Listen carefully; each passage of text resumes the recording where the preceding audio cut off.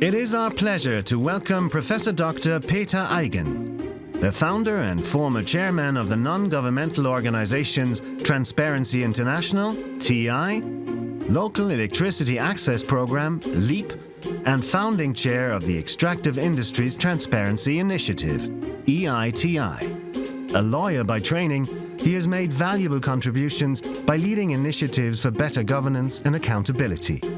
He believes that good governance is the root for social, political, and economic development. This is particularly true for global governance, where national governments have lost their preeminent role because of three asymmetries between national capacities and the issues to be governed: limited geographical reach, limited constituencies, and limited time horizon of decision makers. Therefore, a more powerful role of civil society and business has to be mobilized, best through multi-stakeholder processes like TI, EITI, and LEAP.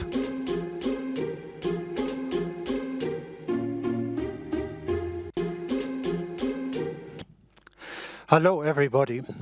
I'm very proud to be here. I was very, very pleased to be invited to this important event. Of course, I was also a bit concerned because so many of you are real experts in the area of governance, in the area of fighting corruption, and therefore I wonder whether I can live up to your expectation. I will do my best. In fact, I can look back at about 30 years of fighting corruption and fighting for better governance.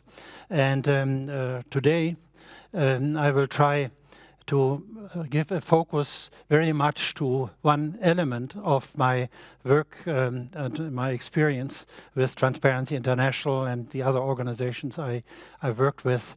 That is the multi-stakeholder approach to fighting corruption and for supporting better governance. I will try to explain to you how much, in my experience, this multi-stakeholder approach has been essential to the success of Transparency International and to many of the efforts which we have made during the past decades. Therefore, I will share with you not only an attempt to fight corruption, but also look at other aspects of poor governance, other aspects which are many of you pursuing in your compliance work, aspects like fighting poor climate policies, dealing with issues of child labor, dealing with issues of human rights violations, and so on. So all of this, in my opinion, can be approached very well through this what I call magical triangle of good governance, consisting of the interaction between governments and their representatives, that is, representative governments, hopefully from democratic countries, the private sector, and you, of course, as compliance officers, are mainly concerned with the private sector and making sure that they comply with the standards of good governance, but also, and this has been already mentioned in the moderation in the beginning, a very powerful role of civil society. These three constituencies, in my opinion, were extremely important to not only make sure that companies, for instance, and other actors live up to the rules and standards, comply with the rules and standards for good governance, but also try to move the standards forward, because we have found in many situations that the standards, the integrity system, as we call it, is not sufficient to really deal with corruption and with bad governance in an effective way. I mean, we are all concerned, for instance, with this amazing publication of the Pandora Papers right now, which are showing again that we still are very far from having created enough integrity for a governance which can lead to a just and fair and peaceful world for all of us. So it is in this context that I would like to talk to you about this aspect of our work, which we call collective action. Collective action not only between different competitors in a market, but also between government, civil society, and the private sector, and how this has been very important for us to make a difference. Maybe I look very briefly back to the beginning of Transparency International. At that time, I was a director of the World Bank office in East Africa, and I noticed that corruption was undermining everything which we were trying to do in terms of development in these countries. And therefore, very quickly, I decided that the World Bank, with its tremendous resources and technical know-how and so on, that they should get involved in dealing with fighting corruption. But to my great surprise, I noticed that the World Bank and its constituencies, the member countries of the World Bank, were not really interested to get involved in this field. In fact, they were opposed to it. And I was very surprised when I later found out what the reason was for that. The reason was that in some of the most powerful countries of the world, including Germany, including France, including the UK, Japan, Canada, in all of these countries, foreign bribery was allowed. And therefore, it had become a normal tool of doing business, of exporting, of investing in other countries, and systematically bribe the decision makers, in particular in fragile governments like in Africa, Asia, and Latin America. So it was this recognition which showed to me that we needed some other actor to get involved in addition to the national governments, because it became quite clear to me that national governments really do not have the capacity anymore, in particular in the globalized economy, to create a sound global governance. There are at least three asymmetries which are very important for this. One is that the geographical reach of national governments is very, very limited. They normally cannot impose their wills outside their borders, their geographic borders. And therefore, while there are a lot of bilateral or multilateral arrangements to deal with major issues in the global marketplace, it is always only the national and geographically limited approach of national governments which come to bear in these arrangements. The second reason is that, of course, the powerful people in national governments, in particular in democracies, they have a very short time horizon. They think from one legislative period to the other, and therefore they are not really interested in looking at very, very long-term issues like climate change, like environmental destruction and so on, which very often has a time horizon of generations. And therefore, and that is the third asymmetry, the rather diversified constituencies of national governments simply don't give them the incentives and the pressure in a democratic representative sense to deal with global issues properly. And therefore, based on these observations, I simply noticed that at the time when I was working at the World Bank, the member countries of the World Bank were helpless in dealing with global corruption. I mean, in Germany, some cabinet ministers, they would say, we have to bribe in the international marketplace. I cannot prohibit German exporters, for instance, German investors, not to bribe because everybody else is bribing. And of course, the Brits and the French and so on were saying the same thing. The United States had issued a Foreign Corrupt Practices Act, but they were very desperate because they noticed that the other countries, the other OECD countries, the rich countries, really didn't follow suit and didn't prohibit their companies from bribing abroad. So that was the situation which made it quite clear that we need other actors who can operate in a globalized setting, in a globalized arena. And of course, the large companies, they have the power, they have the resources, they have the vision to deal globally with issues, but they don't really have the legitimacy and the mandate to deal with policy issues. They are driven very much by very often rather short-term profit incentive, and therefore they are not able to replace or in any way deal with bad global governance in a sufficient way.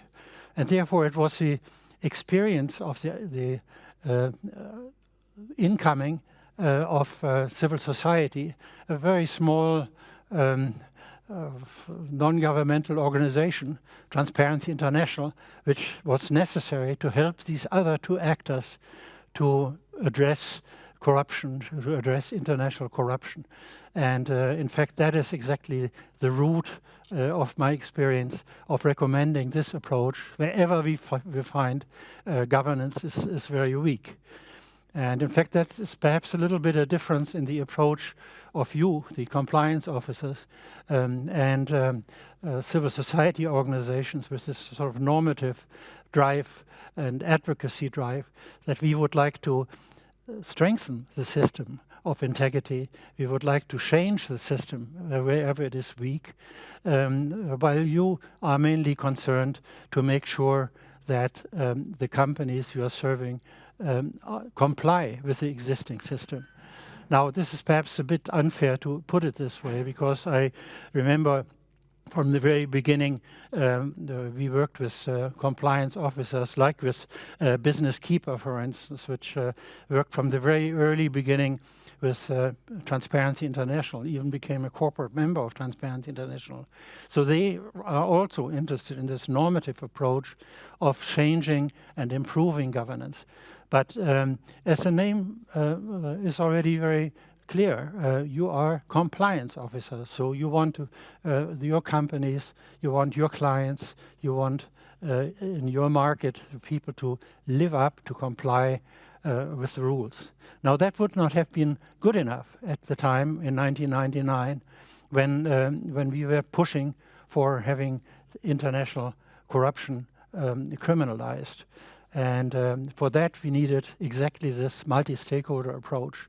And probably the most interesting, the most visible example of this was how we started to meet with big business, with governments in Aspen, in the Aspen Institute in Germany, in Berlin.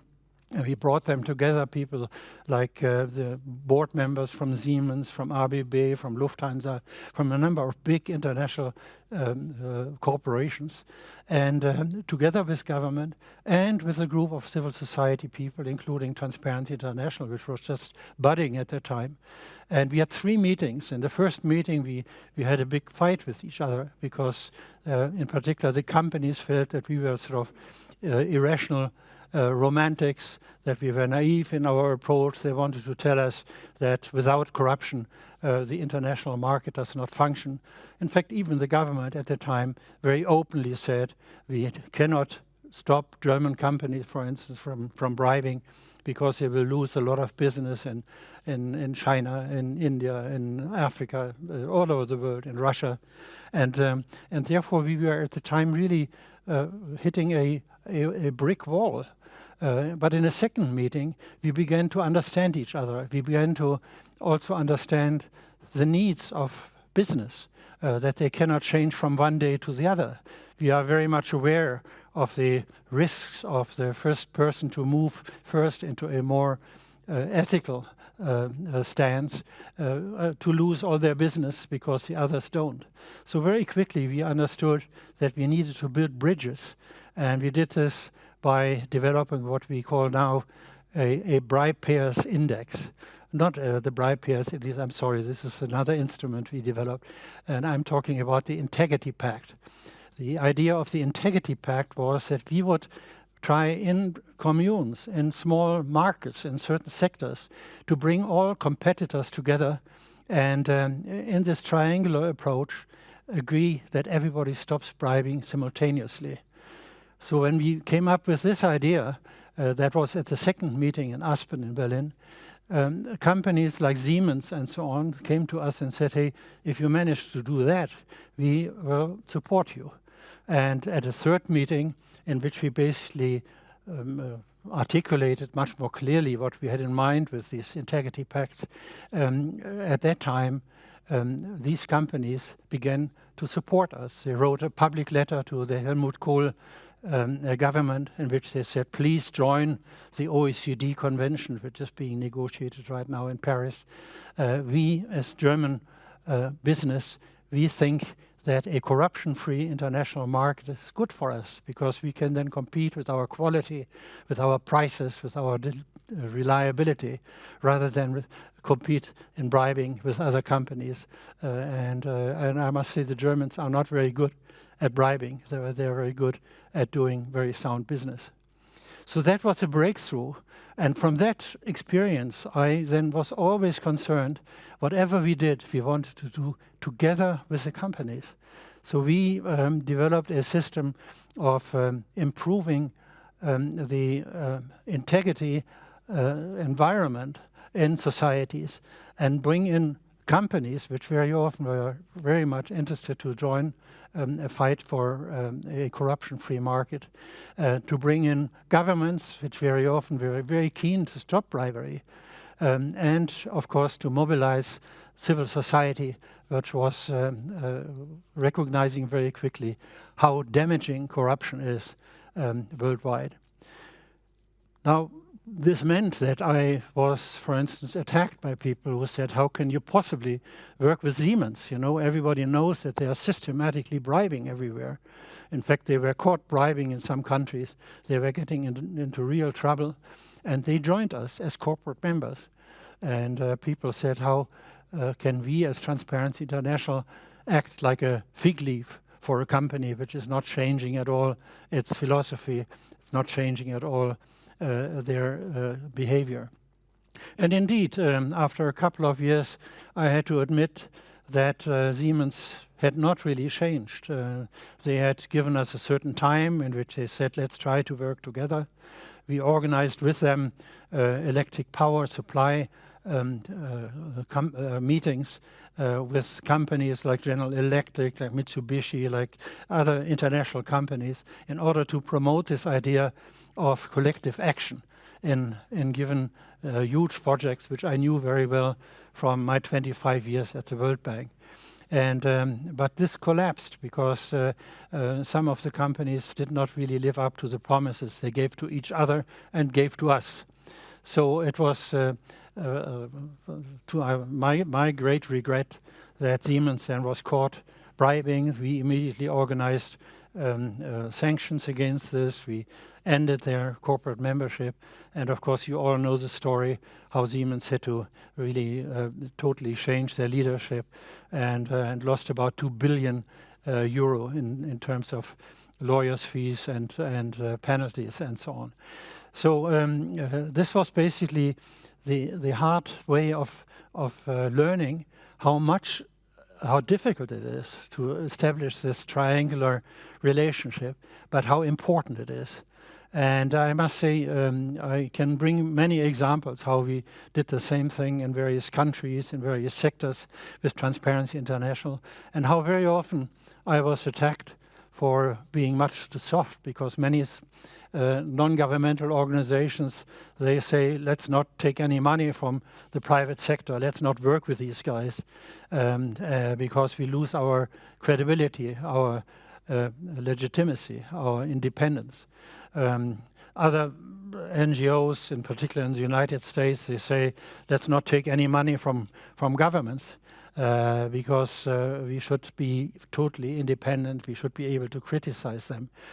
I think these are very good considerations, but we had always a policy, we take money from and support from everybody, because we all have to work together, and we have to find other ways to protect our independence as civil society. And this is how basically Transparency International has been operating during the last 25 years. Based on this experience, I became very much interested in developing this further. So I was part of the founding of the Extractive Industry Transparency Initiative. That organization was started by a group of NGOs in London, including Transparency International, but also Amnesty International, Global Witness, and quite a number of NGOs which are in London, and which basically wanted to find out what mining companies and extractive industry companies, what they pay to their host governments, because they noticed that the natural resources curse, which has been discussed by many people, is very much supported by the fact that the powerful people in natural resources countries don't tell anybody how much money they get from the companies. I mean, I remember I had a discussion with Ahidjo when he was still the president of Cameroon. And he said, well, I have to be very careful that my ministers don't find out how much money I get from Shell and from BP and from Exxon. And I said, why not? Why should they not know? And he said, well, they are so rapacious. They want that money. And I said, well, your ministers, what do they want it for? He said, oh, they want to build schools, they want to build hospitals, they want to build roads. And I said, Your Excellency, that's exactly what these resources are for. And he laughed me out of court. He said, well, you World Bank guys, you don't understand anything. Go back to Washington. We know how to deal with politics in Africa. Now, only about 5 years later, quite a number of enlightened African leaders, including President Obasanjo, for instance, in Nigeria, they said, we like that. We allow you to publish what you pay, they said to the oil and gas companies. And we created the Extractive Industry Transparency Initiative that has a board composed of private sector, civil society, and government, and with equal voting power, and has developed a system of starting multi-stakeholder working groups in more than 50 natural resources countries. So in Nigeria, for instance, for the first time, it became public that the country, the power structure, the power elite of Nigeria was getting more than $50 billion every year from these oil companies. Not 50 million, $50 billion. And their parliament didn't even know about it. It was not part of their national budget. Their central bank and so on didn't know it. It was all handled confidentially. And most other natural resource developing countries have exactly the same approach. You know, Angola, nobody knew how much money they made. In fact, when Lord Brown, the CEO of BP, when he tried to publish what they pay on a certain new concessions agreement, the Angolan government threatened BP to throw them out of the country if they don't stop that immediately, because they said, you have a confidentiality agreement with us, so we have to keep this confidential. Now this all has changed through EITI, through a multi-stakeholder approach. A multi-stakeholder approach not only at the global level, where we founded a board, we founded a secretariat in Norway, but also in each of these 54 participating countries, there were multi-stakeholder groups composed, and we traveled around. I went to Nigeria, I went to Equatorial Guinea, I went to many countries which participated in this work. And these multi-stakeholder groups got together regularly and try to define where the obstacles to good governance are for more investment, for better development, for a more equitable sharing of the resources for the people, for the protection of the environment, and the safety of people, so that things like the Vale Dam in Brazil don't happen, and things like that. And it is an amazing thing. This organization has now lived for about 15 years. From this very modest approach of simply publicizing the payments made by the investors and the companies to their home governments or their host government, from this very modest approach, a much more substantive governance approach has arisen. Now the concessions or agreements are made public.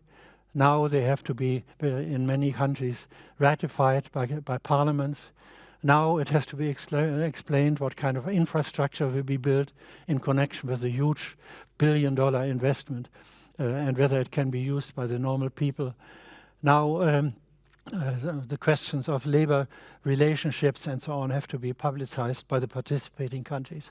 So the Extractive Industry Transparency Initiative, EITI, is for me a tremendous example how you not only comply with the rules which exist, because at the time, of course, these rules were very weak, but you move forward the power of these rules, move forward the chance of societies to develop good governance in spite of being, say, an oil-producing country or a mineral-producing country. So this is an incredible experience which we are now trying to replicate in other areas. So in that sense, I hope that I can get you interested not only to look at the compliance. I mean, I know this meeting, ECEC, is not only dealing with compliance, but also with ethics more generally.